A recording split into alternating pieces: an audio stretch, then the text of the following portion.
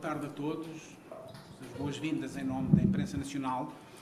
Este é um dia especialmente feliz porque é a primeira vez que esta biblioteca volta a estar com uma utilização integral. Há muito tempo que não víamos a biblioteca assim. A Imprensa Nacional tem feito sempre as suas apresentações por recurso às tecnologias, utilizando o streaming, aliás, como hoje está a utilizar também, mas é de facto já há tanto tempo que isto não acontecia, que é para nós uma emoção voltar a ver a biblioteca cheia. Bom, eu queria apenas dizer duas ou três coisas. A primeira, enfim, que todos conhecem, é que a Imprensa Nacional é a editora pública, é a editora de todos e que tem um papel especial e um papel diferente das editoras privadas.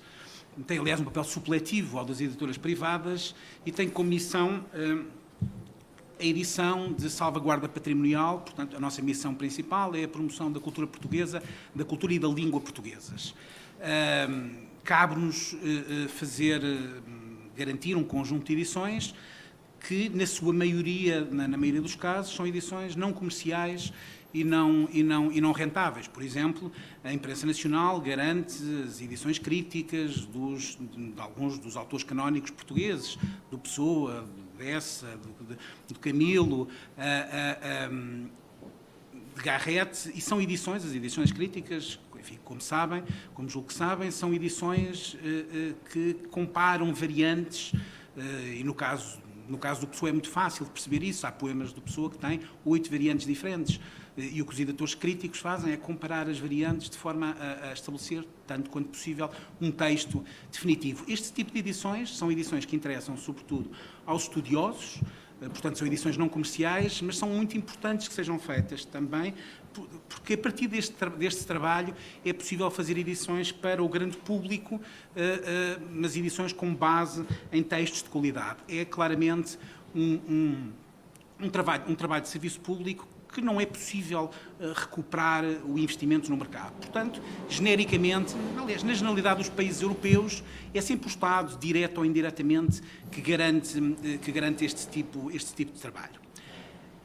Estamos cá hoje para falar da coleção PH e deste volume número 7 do Jorge Guerra, sobre o Jorge Guerra, e esta coleção tem uma história muito curiosa, porque nós nunca tínhamos pensado em fazer uma coleção inteiramente dedicada à fotografia portuguesa, uma coleção que é formada por números de características monográficas, sempre com o mesmo formato, sempre com a mesma dimensão, sempre com o mesmo preço, e o Cláudio Garrudo, que dirige esta coleção, terá a oportunidade de falar em detalhe sobre a coleção e sobre este volume.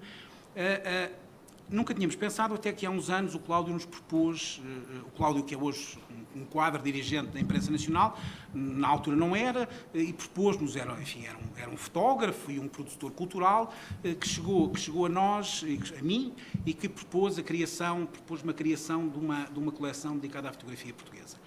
Bom, houve necessidade de fazer um debate interno, porque não havia nenhuma espécie de tradição. A Imprensa Nacional tinha, ao longo dos anos, tinha normalmente um entendimento mais ortodoxo sobre o significado de cultura portuguesa, e hoje tem esta coleção, da mesma forma que tem uma coleção de design e que tem muitas outras coleções dedicadas a temas de artes plásticas que não tinha muito esse hábito, embora nos anos 80 o Vasco Graça Moura tivesse criado uma coleção chamada Artistas Portugueses, e que se dedicada precisamente aos artistas portugueses, mas uma coleção inteiramente dedicada à fotografia, da mesma forma que uma coleções ilustradas infanto-juvenis, que apareceram na mesma altura que esta coleção de fotografia, obrigaram-nos a um debate interno no sentido de perceber qual era de facto esse significado, o que é que queria dizer uma editora que devia promover a cultura portuguesa, ou mais até, o que é que queria dizer a cultura portuguesa. Bom, e esta coleção, PH, como as coleções infanto-juvenis, como a coleção de design, permitiram abrir muitíssimo a oferta editorial da Imprensa Nacional e termos hoje um catálogo completamente diversificado e com uma oferta, com uma oferta original e que não tínhamos no passado, embora a imprensa naturalmente mantenha o compromisso com os temas clássicos e com os autores portugueses, como eu comecei por referir no início da minha intervenção, mas estas coleções, como eu dizia, permitiram abrir, de facto, a oferta da editora pública. E no caso desta coleção PH, a coleção tem sido um enorme sucesso. E um enorme sucesso em termos qualitativos, pela recepção crítica, pela forma como os nichos mais dedicados à fotografia reagem, pela informação que nos chega, mas também do ponto de vista qualitativo. Há pouco o ministro Manuel Leitor perguntava-me como é que isto tem corrido, e vende surpreendentemente para mim, não para o Cláudio, mas para mim, surpreendentemente até vende. E alguns destes números estão esgotados, outros já foram reeditados.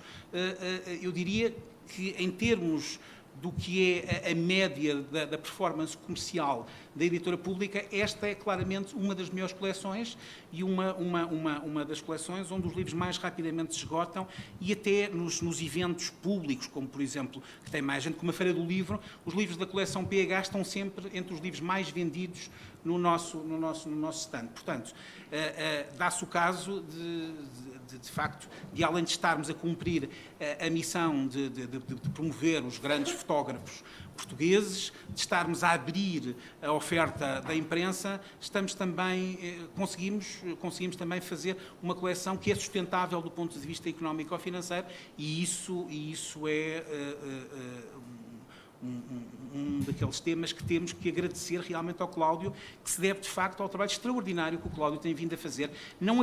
O Cláudio não é apenas o editor desta coleção, o diretor editorial desta coleção. O Cláudio faz este trabalho, é um trabalho de ourivesaria. É de facto uma coisa especial, há um envolvimento, mesmo em termos afetivos do Cláudio. O afeto que o Cláudio põe nesta coleção percebe-se depois pelo resultado, pela qualidade objetiva dos livros, mas também pelo empenho que o Cláudio coloca na promoção dos livros, e tudo isso deve com certeza ser a receita para que estes livros sejam um sucesso tão grande. E eu aproveito para agradecer mais uma vez, nunca me canso de publicamente agradecer o extraordinário trabalho que o Cláudio Garrudo tem feito na direção desta coleção e hoje, felizmente, também na imprensa nacional, como dirigente, que tornou-se um quadro absolutamente indispensável no funcionamento da unidade de edição de cultura. Obrigado. Boa tarde a todos. Em primeiro lugar, agradecer ao Duarte estas palavras e agradecer também o facto de, há uns anos, em 2015, quando propus esta coleção, o Duarte ter tido a visão de sentir que isto seria uma maneira de preservar também uma parte da nossa cultura. Portanto, estamos a ir ao encontro daquilo que é a missão da imprensa nacional.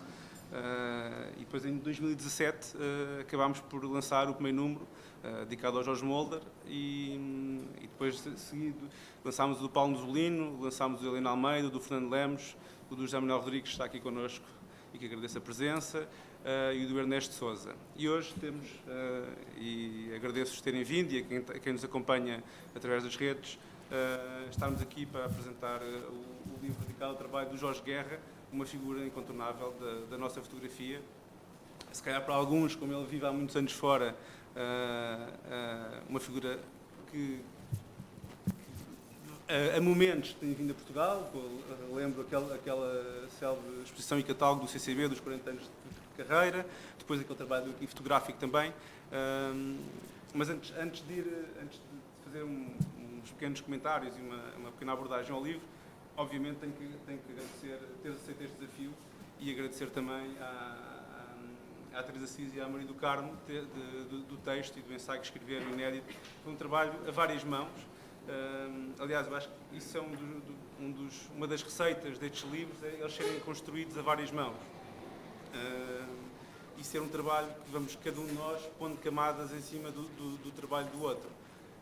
E temos tentado manter, de certa forma, uma coerência na coleção, mas ao mesmo tempo cada livro tem a sua identidade própria e que vá ao encontro do trabalho de cada um destes fotógrafos. Obviamente que há características que nós temos, seja no formato, seja no número de páginas, seja portanto, há um pequeno apontamento que só que muda, que são estas páginas de cor iniciais e do final. Portanto, mantendo essas características que são comuns à coleção, mas depois irmos buscar a essência de cada um dos fotógrafos. Depois acho que tem havido um cuidado muito grande na edição, e a equipa de revisão da imprensa nacional tem sido incansável também, ou até elementos mais, se calhar, mais práticos, que têm a ver com a produção dos próprios livros. Posso dar um exemplo. Os livros, quando temos imagens, por exemplo, em dupla página, como é este o caso, neste caso, como ele é colado com cola a frio, isto é um detalhe técnico, mas para nós é importante no livro, porque o livro consegue abrir na sua totalidade e nós conseguimos ver a imagem na sua totalidade. Portanto, e temos o cuidado de ir a todo o detalhe, ou o papel que usamos tem o sentido da fibra correto para ele não ficar ondulado. Portanto, há um cuidado muito grande em todos esses detalhes, seja na concepção do livro, mas depois também na própria produção. E uma das características, portanto, eu vou deixar se calhar depois, digamos, a avaliação ou os comentários do trabalho do Jorge nas mãos das duas especialistas que temos aqui na mesa, e que mais uma vez agradeço de terem vindo diretamente do Porto para a apresentação do livro, mas deixar aqui algumas notas. Portanto, nós tentamos sempre na coleção ter obras inéditas e que ainda não foram publicadas. E o livro começa exatamente por uma dessas obras que o Jorge fez no Alentejo, e também termina com uma obra também inédita, nunca publicada. Portanto, ou seja, a primeira e última imagem do livro são 2 inéditos do Jorge Guerra. Ou mesmo a imagem que intercala o texto. Ou, por exemplo, toda a série de Nova Iorque, que é uma série dos anos 70, que eu pessoalmente tenho assim, um carinho especial, e acho que pronto, poderão partilhar dessa... Agora que o livro já tem um livro na mão, eu acho que esse trabalho de Nova Iorque também nunca foi publicado, é também uma das mais-valias do livro. E depois tentámos fazer, ou seja, o livro não é cronológico, isso podia ser uma opção, mas não é. O livro tem uma narrativa que tem, digamos, as diferentes viagens que o Jorge foi fazendo, mas sempre intercaladas com uma peça a cores das montagens, das Polaroids, criando momentos de pausa entre cada uma dessas viagens, como se fosse um momento de suspensão, de pausa, que o próprio leitor, o observador, tem no livro. O livro tem tido, e também quero agradecer ao Paulo Condés, que acho que está lá ao fundo, está. O Paulo Condés tem sido o designer da coleção e tem sido incansável, porque nós fazemos dezenas de versões do livro até chegar à versão final. E quando estou a dizer dezenas, são largas dezenas, e ele tem tido a paciência para maturar e para que isto fique, se calhar um bocado como o Eduardo Azinheiro dizia, aquele trabalho de ourives que vai mesmo a todo o pormenor.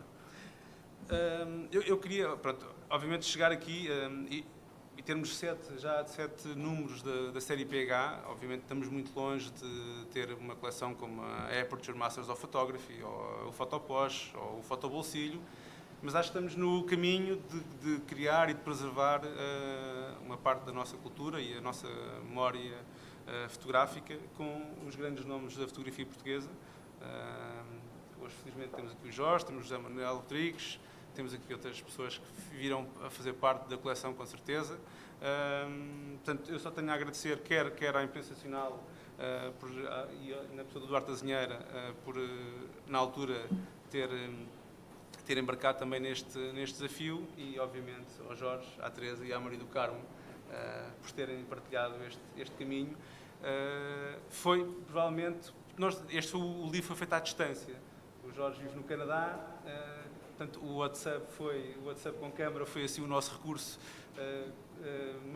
penso mais usado para tentarmos fazer um trabalho que fosse uma justa homenagem a estes 60 anos de carreira e de trabalho, e que eu agradeço imenso. Obrigado. Boas tardes.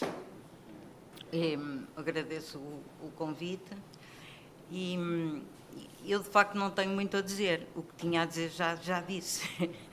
E, por isso, acho que não vou estragar o prazer de ler o livro e, sobretudo, de ver o livro.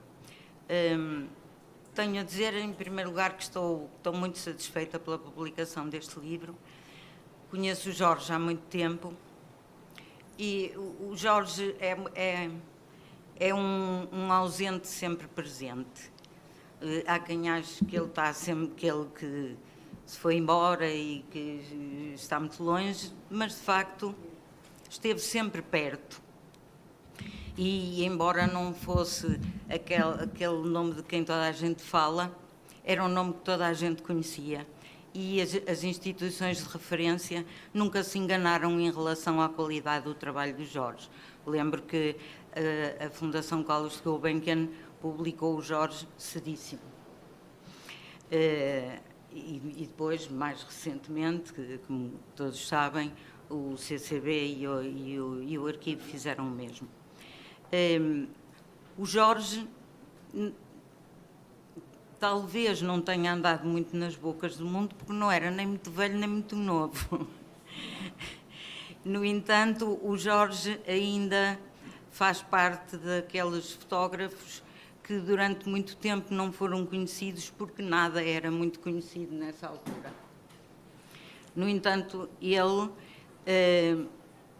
talvez tenha sido até dos que mais sofreram com a situação que se vivia antes do 25 de Abril. Pelo menos que eu saiba, foi o único que levou pancada, no sentido físico do termo. Levou mesmo pancada. E essa pancada acabou por o levar à África como militar, um pouco convicto, e curiosamente começou aí a primeira grande série da obra do Jorge. É preciso ressaltar que o papel do Jorge, quer em Londres, onde trabalhou sobretudo em cinema, muito embora tenha feito muita fotografia, e sobretudo no Canadá, é importantíssimo.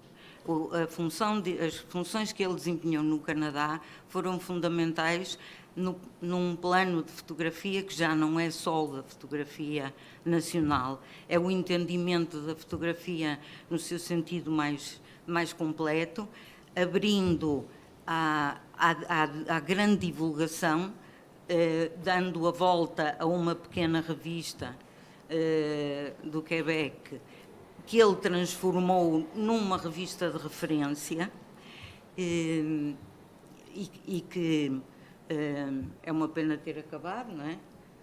Mas que é bom que toda a gente que se interesse pela fotografia consulte. E daí galeria de divulgação, constituição de coleção e uma extrema abertura para toda a gente que se aproximava dele e que queria saber coisas e queria aprender coisas. E esta dimensão do Jorge é uma dimensão que eu admiro extremamente e até te estou bastante grata.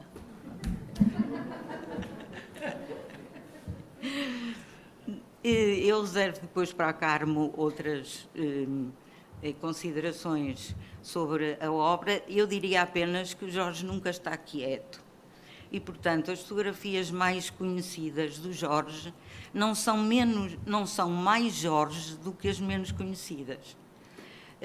Esta capacidade ou este desejo que ele tem de experimentar outras coisas, de fazer diferente, de assumir riscos, porque são sempre riscos.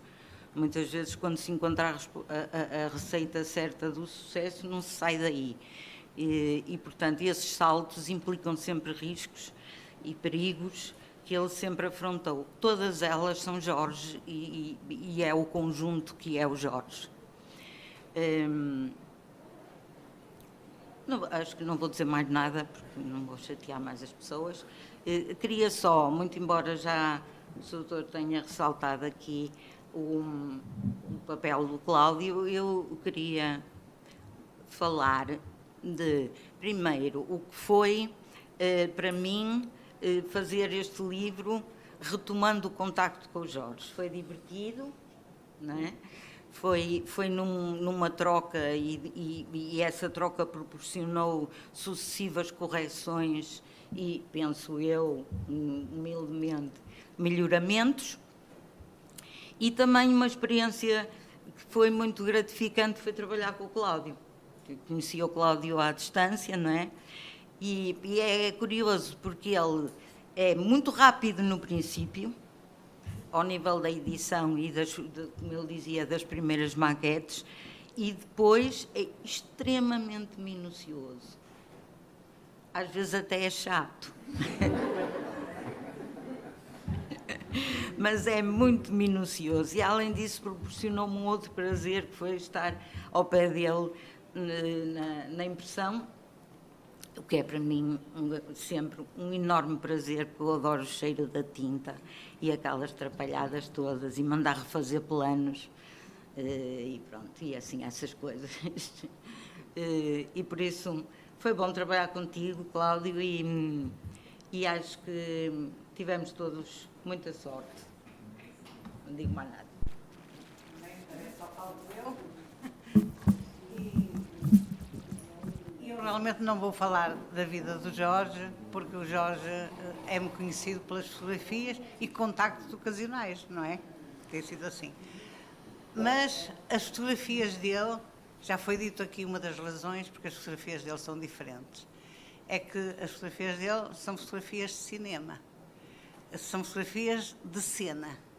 Não há uma fotografia, até que ela começa com a toalha, onde há duplamente a ausência. Tem algumas fotografias desse género. A fotografia da ausência do real, na fotografia que é uma apresentação desse real, não é?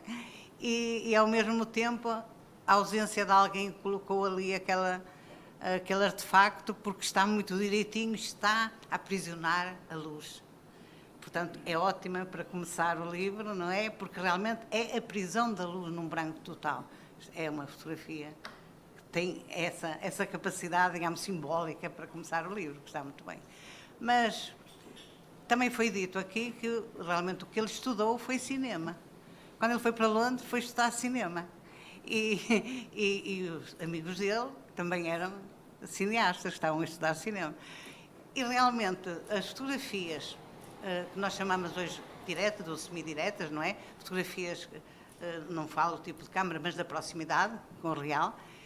Todas as fotografias dele, de maneira geral, tirando as experiências, que são outras coisas, são fotografias de cena. E isto é uma maravilha para a fotografia, porque, como aqui se começou a falar, todas estas coisas do espaço da fotografia e da fotografia ser ou não ser linguagem, porque a fotografia é uma linguagem, não é? Tudo isso. A fotografia é mais que uma linguagem, é uma tentativa de refazer aquilo que foi esquecido. Porque a fotografia de cena mostra-nos isso mais do que tudo. Quando vejo fotografias do Jorge, ele detesta que as pessoas se fiquem nas fotografias de presença dos anos 60, Portugal, Itália, não é? E Inglaterra, porque são aquelas que em Portugal são mais requisitadas, o que é natural. Mas porque são fotografias que nós precisamos de as ver para verificarmos o que esquecemos. E isto é que a fotografia tem. A fotografia traz naquilo que esquecemos. Mas o que nós esquecemos é todos os dias. O que nós esquecemos, eu tenho de dar um exemplo, é para perceber o que eu quero dizer. Quando nós aparcamos um carro, quando nós voltamos para casa, nós vimos por uma paisagem conhecida, não é? Rodeiam-nos paisagens conhecidas. Antes de chegarmos a casa, a pensarmos, sabe Deus, nas negruras da vida, nós deitamos a mão às chaves. No momento em que estamos a aproximar-nos. Nós atravessamos paisagens sem as ver. Todas as paisagens do nosso dia-a-dia, do nosso cotidiano, são esquecidas. São deixadas de ver. É evidente que isto é um processo que tem o organismo para poupar energia. Porque nós não podemos estar sempre atentos, sempre em percepções. A percepção exige simultaneamente uma emoção e uma percepção, não é? Quer dizer, uma parte cognitiva. Exige. Nós só olhamos qualquer coisa quando a emoção nos puxa, senão não olhamos. Portanto, isso é demasiado para o organismo não pode estar a gastar esta energia toda. Então nós esquecemos tudo que nos passa, tudo que se repete, tudo aquilo que já foi, mas que muda. Estes cenários que ele nos traz mudam, são a época, são completamente a época. Eu agora olho para elas e eu vivi esse tempo e sei que aquilo é a época, os gestos são a época, os grupos são a época, tudo tem o seu tempo. E depois ele faz uma coisa que nos ajuda muito. Aquele, como fotografia de cinema, ele tem um foco, nós vamos olhar para o foco, não é? Que está dado, que é o centro da imagem, esteja onde estiver na imagem, e tudo se vira para lá. As linhas do pavimento, as esquinas, as balaustradas, os muros, tudo aquilo orienta o nosso olhar. É uma fotografia de cena total nesse aspecto. Há um total. E ele consegue ter um olhar de uma globalidade que mexe e que intermedia com o próprio foco que ele quer levantar. E é isso que nos traz, de facto, por exemplo, a Lisboa de então. Não há dúvida nenhuma, aquilo é uma Lisboa que hoje já não existe na maneira de se atravessar Lisboa, na maneira de se estar, dos cantos que se escolhem, não existe. Portanto, aquilo é um prazer para quem viveu aqueles tempos e uma necessidade para toda a intenção de conhecer Lisboa ou conhecer os sítios que interessam, não é? E conhecer o país, pronto. Porque realmente traz-nos esse tempo e esse espanto que eu olho para assim, tantas vezes estive aqui e nunca vi isto. Não é o pormenor que nós dizemos que a fotografia traz os pormenores que outras representações não trazem. Isso é conhecido, que a fotografia tem um olhar mais aprofundado de certos pormenores, etc. E não é trazer aquilo que se esconde, é trazer aquilo que é claro, que nós atravessamos, que nós vivemos e que não vivemos de facto. Se olharmos para cada uma das fotografias do Jorge, toda aquela gente está na sua vida. Ninguém sabe o que está a acontecer, ninguém está a ver nada. Só estão virados para aquele grupinho que está a falar, ou a pessoa, eu adoro o modo como ele consegue pôr umas senhoras sempre velhotas, muito velhotas mesmo, como eu, assim, quase sem poder andar, e que vão atravessar a rua ou o sítio onde estão, atravessando o caminho, com passos largos, fortes, vê-se a vitalidade tremenda delas. E é um contraste na própria fotografia, mas é muito acentuado para lhe dar o movimento, acho eu, que é ou junto de um muro, que se perde na distância, ou junto de um amparo de uma ponte, outra senhora assim também a passar. Quer dizer, perdem-se o princípio e o fim do espaço percorrido e então a pessoa parece que tem movimento. Portanto, são olhares que de facto os fotógrafos habitualmente não têm. São olhares que só quem vê o todo no cinema e tem de isolar certo aspecto, primeiros planos, segundos planos, seja o que for, não é? Que consegue ver a medição das distâncias, a medição das curvas, não é? Das linhas. Isto tudo parece tudo pensado, mesmo quando é um olhar do céu, porque nós gostamos de olhar do céu, aqueles que são de cima, não é? E ele tem uma fotografia lindíssima, que é uma fotografia de um não lugar típico, que é aquela fotografia num aparcamento gelado, com carros todos cheios de gelo, vê-se que não é neve, que é gelo, tudo gelado, e depois um emaranhado geométrico das linhas dos carros que foram entrando e saindo. Não tem ninguém, isso é um não lugar, um aparcamento, e tem tanta vida que quando a gente olha para aquilo tem frio. Não sei se reparem nessa fotografia, a pessoa sente frio, quer fugir dali. Quer dizer, deu razão ao frio, ao não lugar, não é? A pessoa realmente não quer estar lá. Até essa fotografia tem o enquadramento justo para dar esta ideia. Não é? Para dar a ideia de que entraram gente, da ausência, não é? De pessoas que estão sempre a andar naquele sítio, mas que não estão lá, não é? Desapareceram. É isso. Eu realmente adoro as fotografias, são as fotografias diretas. E note-se, ele fez várias experiências, é verdade, tem colagens fantásticas, tem mosaicos feitos deliberadamente para aquele conceptualismo que passou nos anos 70, não é ainda, a tentar provar que a fotografia não podia ser nem legível pelo tempo e espaço. Portanto, desaparece o tempo, desaparece o espaço, e a fotografia é um mosaico de tempos diferentes, de espaços diferentes, não é? Que conjugam ideias várias por paridade, por estar junto, não é? Por estar próximo, etc. E que dá razão a não ser uma representação da realidade, que é o que quer realmente o conceptualismo depois, é traduzir aquilo em só ideias, só se pode ter ideias com aquelas fotografias. Tem séries muito bonitas, colagens muito bonitas, etc. Mas eu fico toda contente quando vejo uma fotografia dos anos 80, dos anos 90, atuais, recentes, feitas à sua maneira de olhar o todo e a parte. Mas um todo e uma parte completamente engrenados. Eu acho que é só isto que ele faz, e nem todos os fotógrafos conseguem fazer isso, é preciso uma história de vida diferente e que cria um olhar diferente, não é? São preciosas estas fotografias. Por exemplo, vejam a ironia daqueles senhores, que eu acho que também são de idade, sentados num banco entre canteiros de tulipas. Isto até podia ser para um feminista gozar com a coisa, não é? Mas, porque realmente são cenários de cinema. É um cenário lindíssimo mesmo, por acaso, de cinema, lindíssimo mesmo, mas cheio de ironia, não é? Também. Bom, eu acho que é isto que eu quero dizer sobre eles. As fotografias são para ser vistas, e estas fotografias são para ser vistas com esta ideia. Isto, eu vi isto assim alguma vez, era mesmo isto. E vejam se agora, quando passam por lá, eu agora já faço isso. Eu agora já faço essa história, já tenho muito cuidado, deixa-me ser às horas, reparar aqui o que é que está a passar à minha volta e não me esquecer. Porque a ideia é esquecer. É só isso.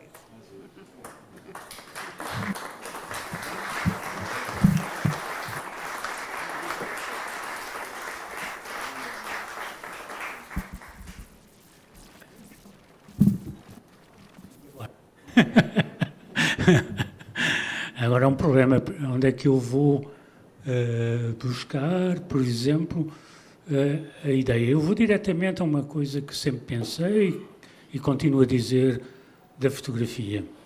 A fotografia diz muita coisa.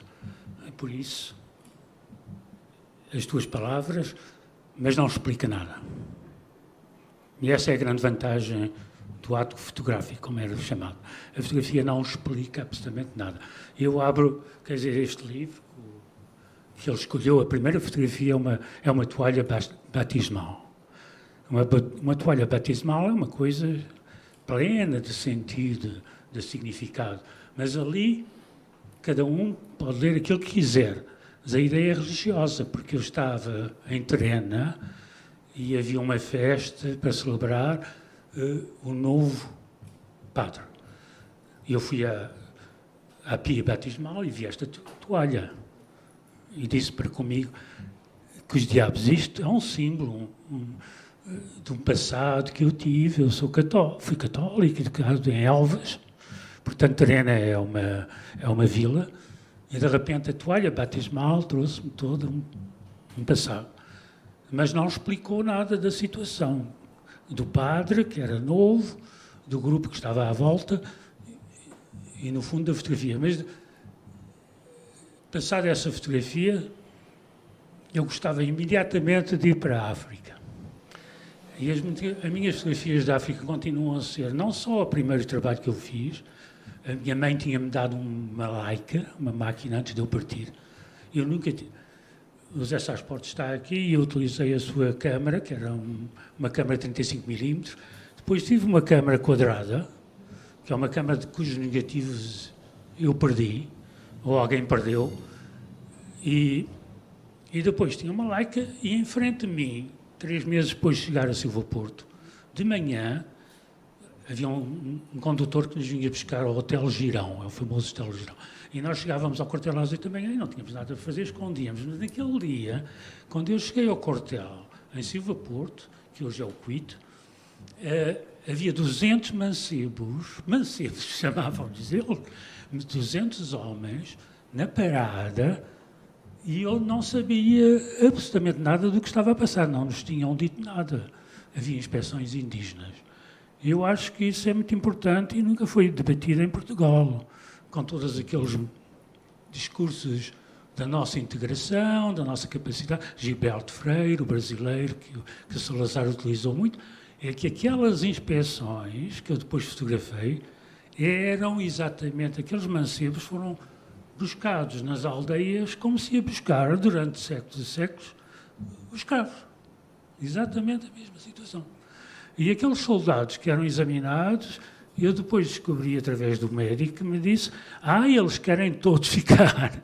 E aquele indivíduo que está ali tem 40 anos e já cá veio 2 vezes a tentar ir para o exército. É verdade, porque aprendiam a ler, tinham equipamento, mas iam para a cozinha, iam para a horta. Eram soldados de segunda categoria. Essa coisa marcou-me profundamente e eu guardei esses negativos, que foram revelados lá e metade deles foram danificados. Consegui salvá-los e guardei-os e nunca mais toquei na máquina. Porque naquele momento eu disse: eu não posso ser fotógrafo oficial do Exército Português ao mesmo tempo. E então fiz a minha carreira militar sem tirar uma outra fotografia. E elas têm estado guardadas anos e anos e sobreviveram àquilo que eu chamo as minhas... Eu sou um andarilho, eu sou nómada por excelência. E, portanto, andei para trás, deixei os meus negativos em Londres e há um amigo que os mandou para Montreal. Foi uma sorte. Mas se eu for diretamente passar da África, eu passo depois para Portugal, claro. Eu vim a Portugal já com... as minhas fotografias de Lisboa têm um dom. É que eu sou estrangeiro e português ao mesmo tempo. Isso é raro na história da fotografia, que alguém tenha fotografado o seu país estando já fora e tendo outra visão e outra maneira de olhar para as pessoas. E eu passei 15 dias em Lisboa, de 1966, com o Natal, o fim do ano, e tirei as minhas fotografias praticamente em 10 dias, com uma câmara escondida, para que as pessoas não tivessem a noção de que estavam a ser fotografadas. Isso tem sido debatido na história da fotografia como ilegal.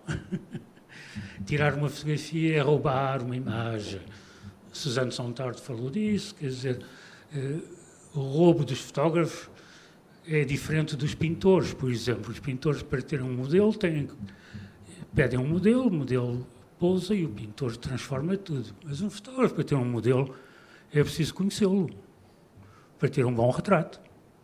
Daí os retratos famosos na história da fotografia são todos aqueles que resultam de um contacto direto.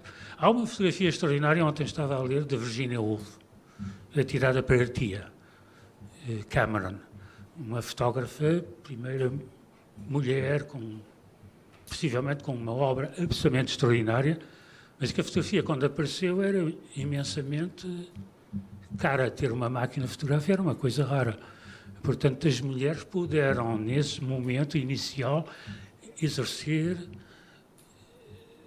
uma prática artística através das máquinas. É extraordinário. A fotografia da Virginia Woolf é tirada por uma tia que sabe, conhece a Virginia.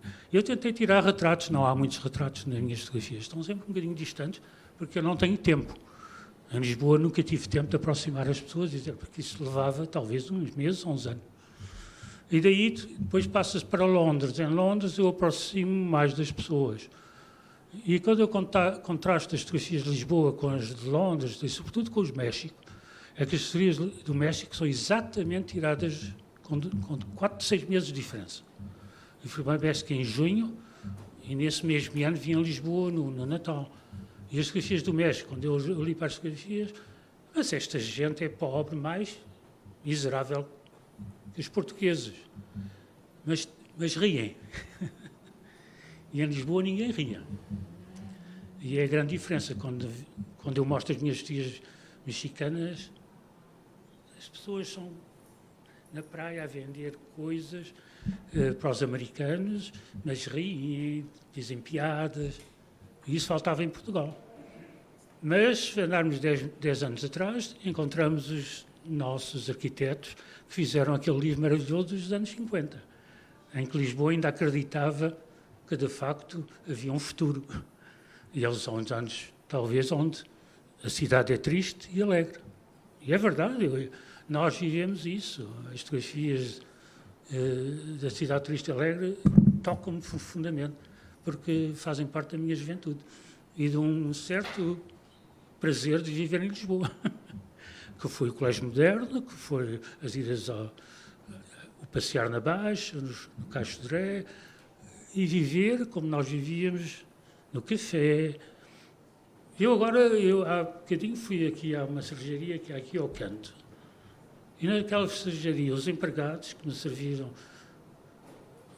um copo de vinho ainda são desse tempo.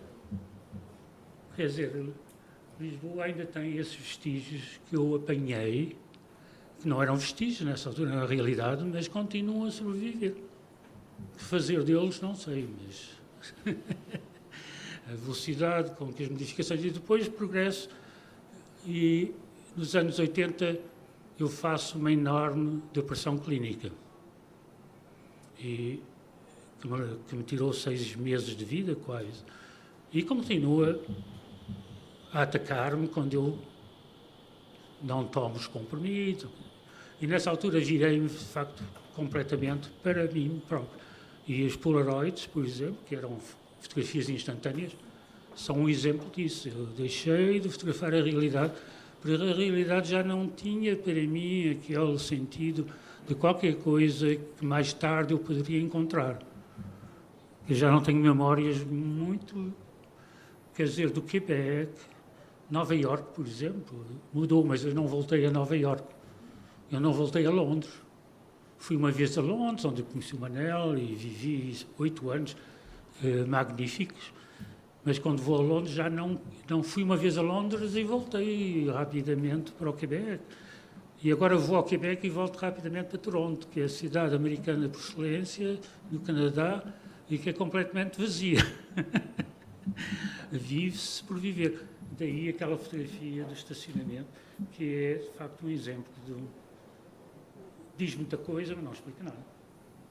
Uma sociedade que, pela sua transformação e por ser cosmopolita, totalmente cosmopolita, é uma sociedade em perda de cultura. Porque eu sou da opinião que cultura não é compatível com multiculturalismo. Multiculturalismo é uma utopia. É uma utopia, mas que se está a concretizar. Porque é um paradoxo. Não há culturas que podem ser misturadas. E obrigado a todos.